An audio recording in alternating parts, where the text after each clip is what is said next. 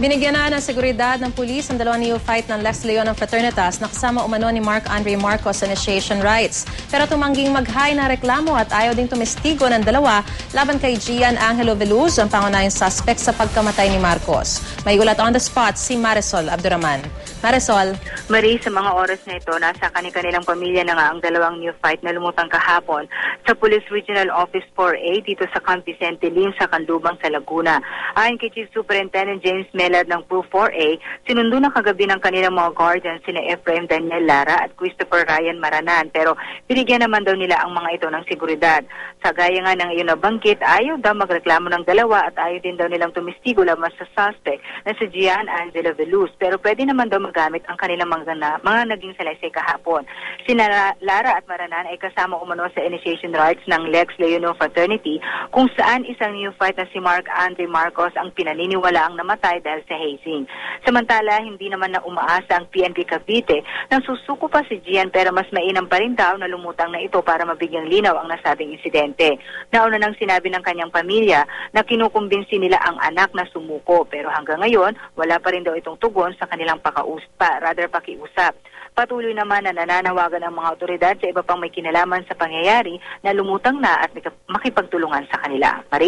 Marisol, may bearing pa ba sa investigasyon ng pulisya kung susuko o hindi man susuko na itong si Gian Angelo Veluz? Actually, ang sinasabi nga nila, sumuko man siya o hindi, wala na rin masyadong bearing kasi kumbaga unti-unti naman ang lumalakas ang mga ebidensya laban sa kanya.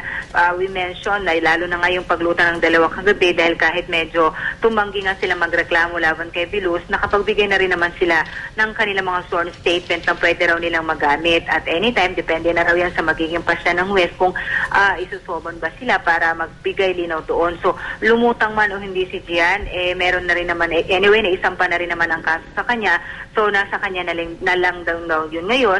Bagamat aminado nga sila na mas makabubuti pa rin na sumuko na rin siya kesa, alam mo yun, nung hintayin pa na talaga malabasan siya ng warrant of arrest at talagang tubisi na nga siya ng mga otoridad. Isa na lang, Marisol, kahit na hindi pumapayag na maging witness o complainant itong dalawang neophytes, handa naman silang bumalik ulit sa pulisya kung sakaling ipatawag sila? Kung may mga karagdagang katanungan kahit na may sworn statement na sila? Oo, ang sinabi nila kagabi daw sa mga otoridad bago nga sila umalis, may mga kasama rin naman silang mga abogado, handa pa rin naman daw sila makipagtulungan.